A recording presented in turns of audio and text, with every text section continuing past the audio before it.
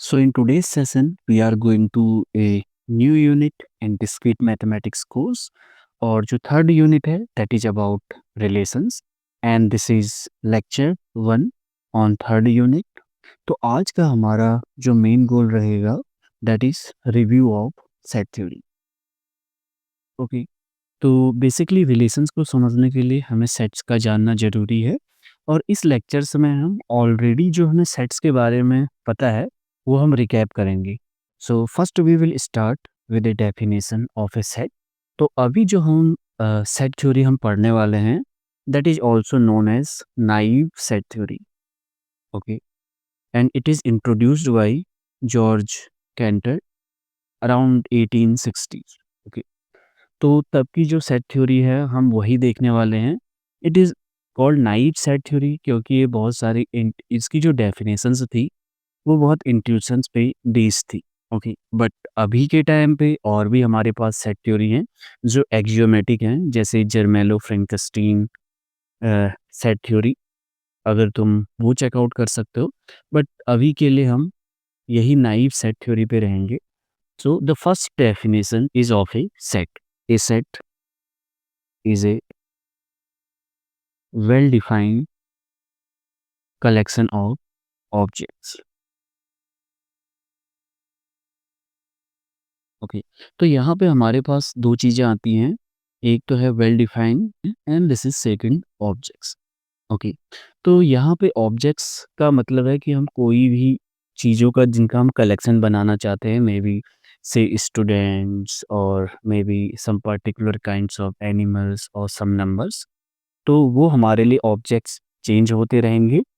तो well defined से हमारे पास यहाँ पे मतलब है कि अगर हमें कोई एक ऑब्जेक्ट दे रखा है तो हम वो बता सकें कि वो कलेक्शन में होगा या नहीं। तो इस टाइप के कलेक्शंस को हम क्या कहेंगे, set. So now let us consider some example. Suppose हमारे पास भी एक कलेक्शन क्या है, collection of all vowels in English alphabet. Okay, तो इंग्लिश अल्फाबेट में जितने भी वोवेल्स हैं उनका collection, and we know these are A E I O U. तो अगर मैं कोई भी लेटर लेके चलूँ इंग्लिश अल्फ़ाबेट में से, सपोज एक्स। ओके, तो हम बता सकते हैं वो इस कलेक्शन में आएगा या नहीं। तो इस केस में वो इस कलेक्शन पे नहीं आता है। मे बी सपोज हमने ले लिया जेड, हमें क्लियरली पता है कि वो इस कलेक्शन में बिलोंग करेगा या नहीं। या सपोज हमने ले लिया आई, तो हमें पता है वो इस कलेक्शन में आएगा या नहीं। तो इस टाइप के कलेक्शंस जिसमें हम ये डिस्टिंग्विश कर सकें कि कोई गिवन ऑब्जेक्ट उस कलेक्शन का मेंबर होगा या नहीं, तो ऐसे कलेक्शन को हम बोलते हैं set. Okay, now second let us do one example. Now consider the collection of all good people in UPS.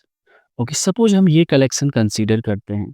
Okay, तो अगर इस केस में तुम नोट करोगे, अगर हमारे पास दो अलग-अलग स्टूडेंट हैं, से सपोज स्टूडेंट 1 एंड स्टूडेंट 2, अगर हम उनसे ये कलेक्शन बनाने को बोला है, तो ये कलेक्शन उनके हिसाब से डिफ़र कर सकता है। क्योंकि यहाँ पे जो गुड पीपल है, वो पर्सन टू पर्सन क्या कर रहा है, डिफ़र कर रहा है। तो हमारे पास एक यूनिक हमारे पास कलेक्शन नहीं मिल पा रहा है। ओके? सो इस वजह से ये एक वेल डिफाइंड कलेक्शन नहीं है।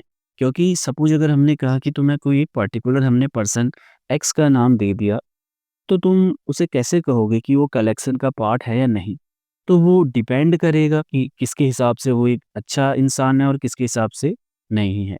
तो इस केस में हम क्या नोट करते हैं, this is not A well defined, so the collection S is not a set. Okay, तो वो सारे कलेक्शंस जो वेल डिफाइंड हो, वेल डिफाइंड का क्या मतलब, हम क्लियरली बता सकें कि कोई एक ऑब्जेक्ट उस कलेक्शन में है या नहीं, तो ऐसे कलेक्शन को हम बोलते हैं एक set.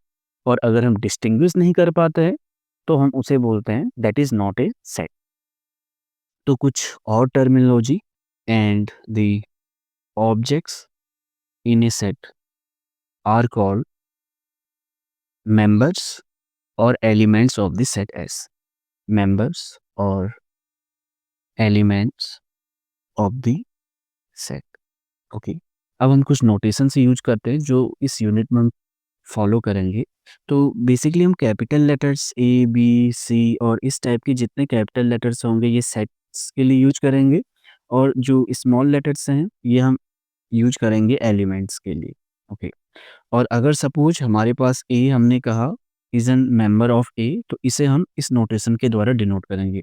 We will use this notation if a is an element of A, and अगर ए एलिमेंट नहीं है उस सेट का then we will use this notation a does not belong to A. If a is not an element of A. Okay, तो ये हम notation use करने वाले हैं। अब नेक्स्ट है कि हम कैसे किसी सेट को रिप्रेजेंट कर सकते हैं। So there are two ways to represent a set. पहले को तो हम बोलते हैं रोस्टर मेथड, और सेकंड को हम बोलते हैं सेट बिल्डर मेथड। ओके, तो अब हम इसे जस्ट एक एग्जांपल के द्वारा हम समझते हैं कि दोनों सेट में क्या डिफरेंस रहते हैं। Now consider the set S the set of all natural numbers that are less than or equal to 6।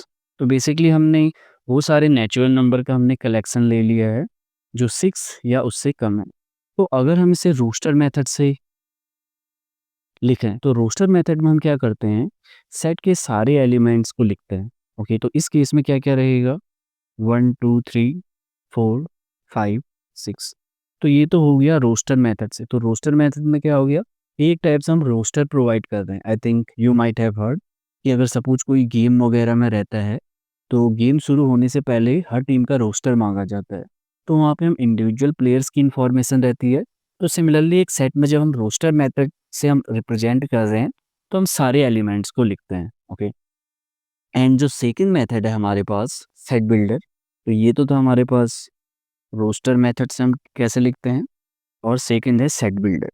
तो सेट बिल्डर मेथड में हम क्या करते हैं, जब भी हमने सेट को लिखना है तो हम कोई एक प्रॉपर्टी देखते हैं जो इसके एलिमेंट्स को बाकी से डिस्टिंग्विश करती है। जैसे इस केस में हमें क्या पता है, this is the collection of all those natural number that are between 1 and 6। तो सेट बिल्डर का किस टाइप से हम इसे लिखते हैं, we write all those x is such that they have property P x. तो पी एक्स कोई भी प्रॉपर्टी हो सकती है। ओके, सो आई होप तुम्हें ये क्लियर होगा कि सेट बिल्डर हम कैसे यूज करते हैं।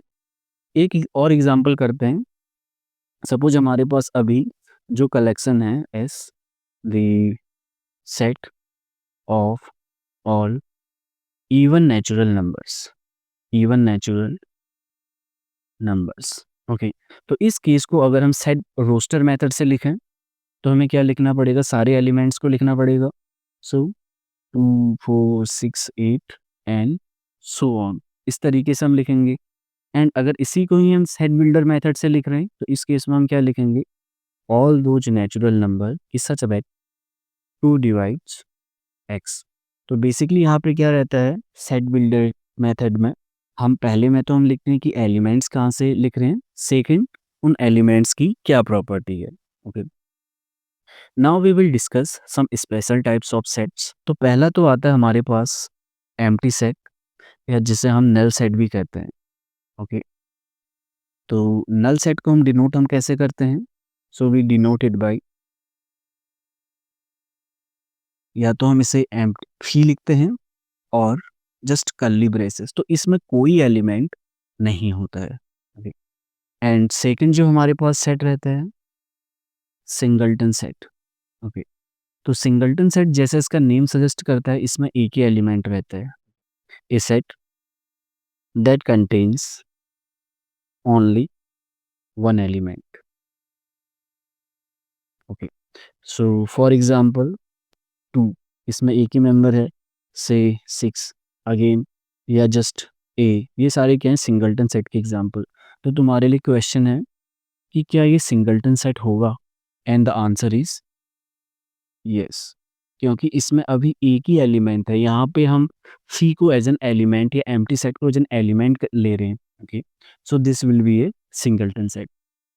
एक और इम्पोर्टेंट सेट जो हम देखेंगे that is called power set. But power set define करने से पहले we must know the notion of a subset. Okay, so the definition is let A and B be two sets.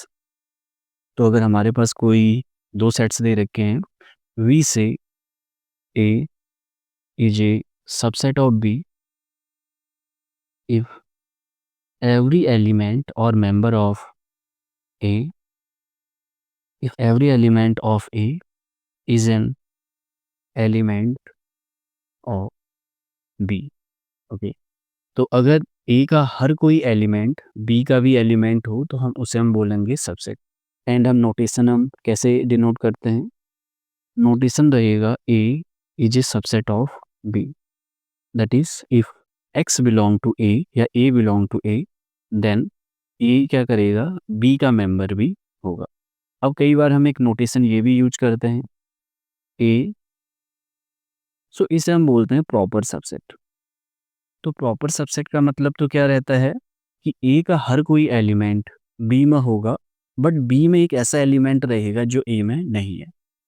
पहले वाले case में क्या रहता है? A subset of B, that means A B के इक्वल भी हो सकता है या बी में कंटेन होगा। बट यहाँ पे क्या रहेगा? ए बी में तो रहेगा बट बी के इक्वल नहीं होगा। ओके, तो और इसी से हम क्या डिफाइन कर सकते हैं सबसेट के नोशन से? Equal sets. So two sets A and B are called equal if A is a subset of B and B is a subset of A. Okay. तो अब हमारे पास इनफ नोशन है, हम पावर सेट हम define कर सकते हैं किसी भी सेट का। तो पावर सेट क्या रहता है? अगर हम सारे सबसेट्स को कलेक्ट कर लें किसी भी सेट के, तो उस जो नई कलेक्शन को हम पावर सेट कहते हैं। Okay, so given is set S, the power set of S is the set of all subsets of S. तो तो अगर हम S के सारे सबसेट्स कलेक्ट कर लें तो उस कलेक्शन को हम बोलेंगे पावर सेट। तो most of the times power set को हम डिनोट कैसे करते हैं? So the power set of S is denoted by, इसे हम PS से डिनोट करते हैं। ओके, अब हम एक एग्जांपल करते हैं। सपोज हमारे पास एक सेट हमें दे रखा है S से 1, 2, से 1, 2 ही हम लेके चलते हैं। ओके, तो अब इसकी अगर हमें पावर सेट बनाना है तो हमें सारे सबसेट लेने हैं। तो हमें पता है कि एम्प्टी सेट तो हमेशा सबसेट होता ही होता है और जो पूरा सेट है वो भी हमेशा सबसेट होता ही होता है। तो अब बचे कौन से सेट हैं? 1 एंड 2। ओके, तो यही इसके क्या रहेंगे? सबसेट्स रहेंगे। तो इधर ही पे तुम्हारे लिए एक और एक्सरसाइज है, से prove that the empty set is always a subset of a given set A. तो सपोज तुम्हारे पास कोई भी गिवन सेट A दे रखा है, तुम्हें प्रूव करना है कि एम्प्टी सेट हमेशा उसका सबसेट होगा।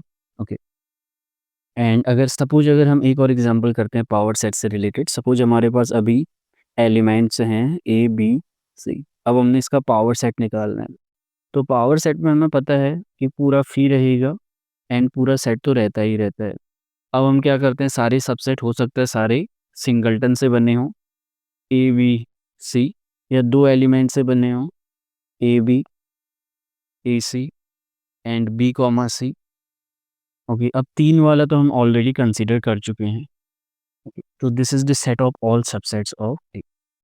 अब इसके बाद तुम्हें जो सेट थ्योरी के कुछ बेसिक चीज़ें हैं वो तो आई होप तुम लोगों को पता होगा कि अगर हमारे पास दो सेट्स हमारे पास गिवन है ए कॉमा बी, ये दो हमारे पास सेट्स हैं, तो पहला ऑपरेशन तो जिसे हम बोलते हैं यूनियन। ओके, तो बेसिकली यूनियन में किस टाइप के एलिमेंट्स आते हैं?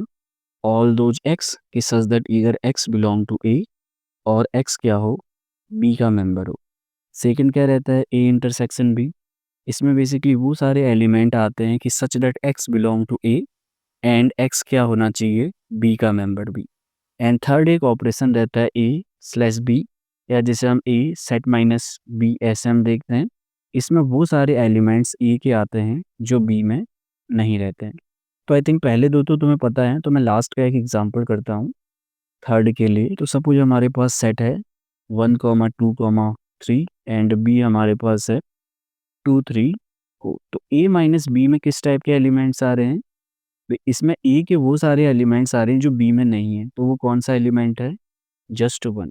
तो इस तरीके से हम सेट माइनस हम डिफाइन करते हैं। एंड जो नेक्स्ट ऑपरेशन रहता है वो रहता है Cartesian product A cross B. तो बेसिकली इसमें किस टाइप के एलिमेंट्स आते हैं, इसमें आते हैं ऑर्डर्ड पेयर्स ए कॉमा बी, जहाँ पे इस ऑर्डर पेयर का पहला मेंबर तो आता है ए से, सेकंड मेंबर कहाँ से आता है, बी से। ओके, तो हमने जितने जो थर्ड ऑपरेशन को छोड़ के जितने भी हमने ऑपरेशन डिस्कस कर रखे हैं, ये हम एक से ज़्यादा सेट में डिफाइन कर सकते हैं। ओके, तो इस प्रोडक्ट को हम बोलते हैं कार्टेशियन प्रोडक्ट। तो ये एक relation on A set define करने के लिए बहुत ज़रूरी है। एंड अगर इसी को हम एक्सटेंड करें, अगर हमारे पास एन सेट्स हैं, A1 A2 से लेकर एन सेट्स हैं, तो इनका कार्टेशियन प्रोडक्ट कैसे डिफाइन करते हैं, A1 A2 टू एन, जहाँ पे पहला मेंबर A1 कहाँ से आना चाहिए, A1, सेकंड मेंबर A2 से एंड लास्ट मेंबर AN से। ओके, तो ये हो गया कार्टेशियन प्रोडक्ट। एक हम जस्ट एग्जांपल करते हैं। सपोज हमारे पास एक सेट दे रखा है, से 1,2, सेकंड सेट है ए कॉमा बी। ए क्रॉस बी क्या होगा, बेसिकली इसमें पहला एलिमेंट तो आएगा ए से, दूसरा एलिमेंट बी से, 2A एंड 2B। तो ये है Cartesian product. And in the next lecture we will start with a relation on a set.